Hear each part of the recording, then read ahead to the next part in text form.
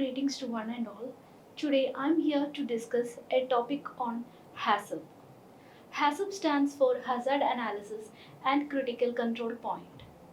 So HACCP is an internationally recognized system in food processing industry for ensuring the food safety.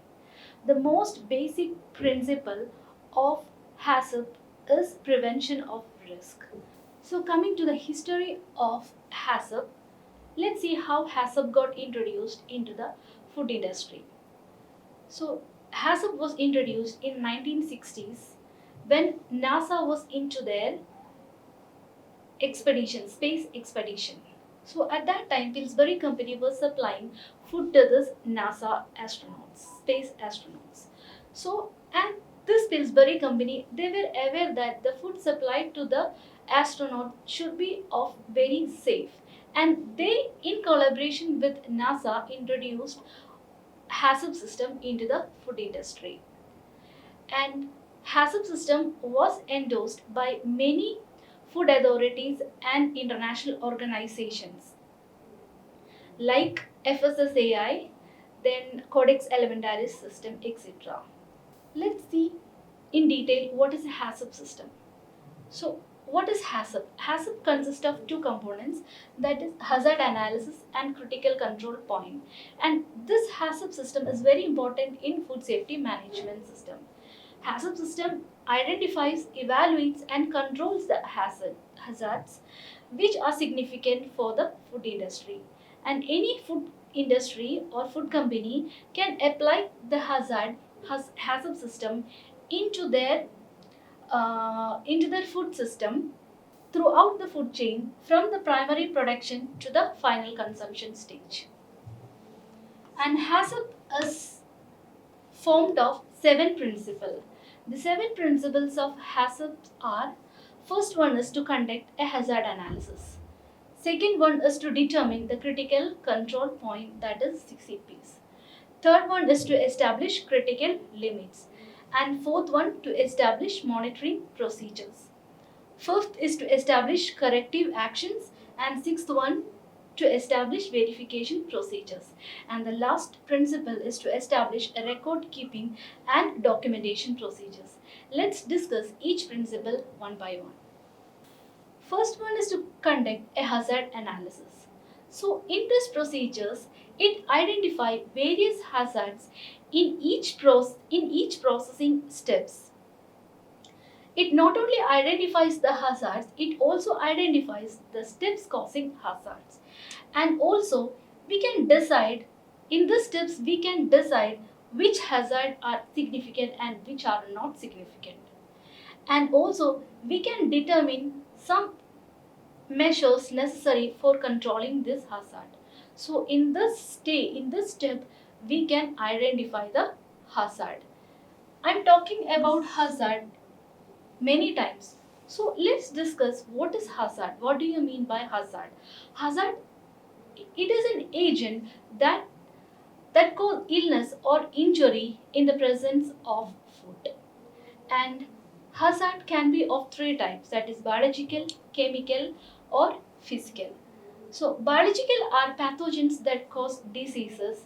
It includes bacteria, virus, fungi, molds, etc. And chemical ones includes cleansers, polishers, then sanitizers inside the food.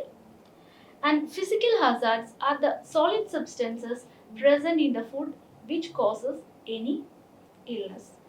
It includes dirt material, glass pieces or metal pieces inside the food.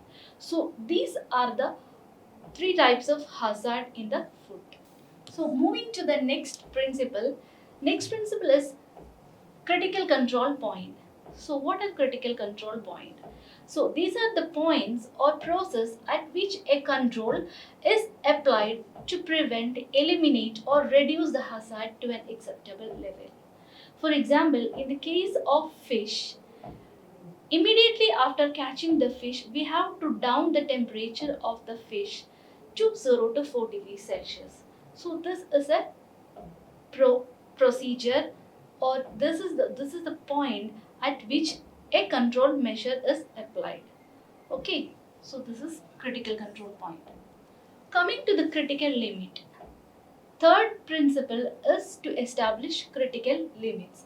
So, for any hazard, whether it is biological, chemical, or physical hazard, there is a tolerance limit for each hazard below which it won't cause any infections to a person.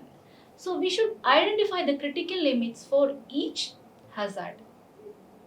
In case of prawns, we have to cook the prawn to at 70 degrees Celsius at least for 2 minutes, which can kill the pathogens.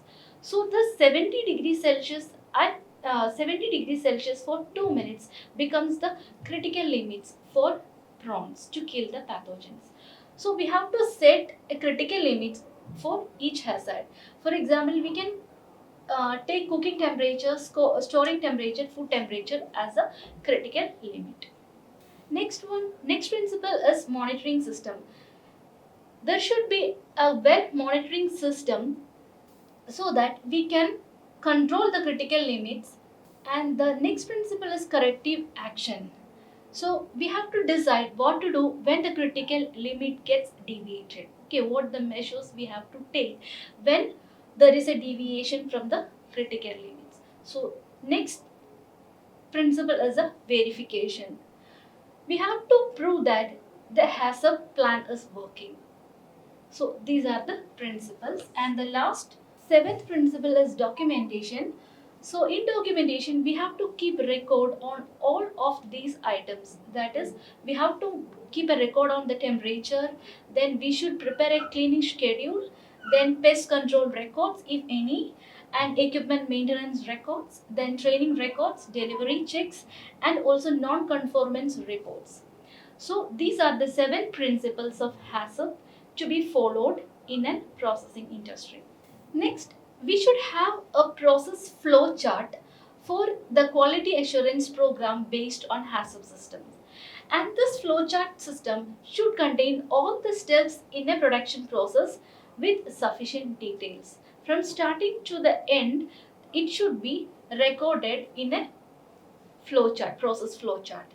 And also, we should plan a HACCP worksheet and also a HACCP platform based on this process flow diagram. So this is an example for a process flow diagram for peeled and cooked prawn. Okay, so based on this flow diagram, we have to prepare a HACCP worksheet. So in a HACCP worksheet, we have to describe a product. We have to describe the company also.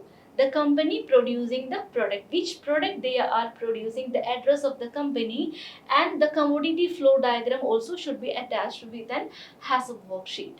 And we have to include all the steps of the processing in this worksheet and also the hazards in each steps.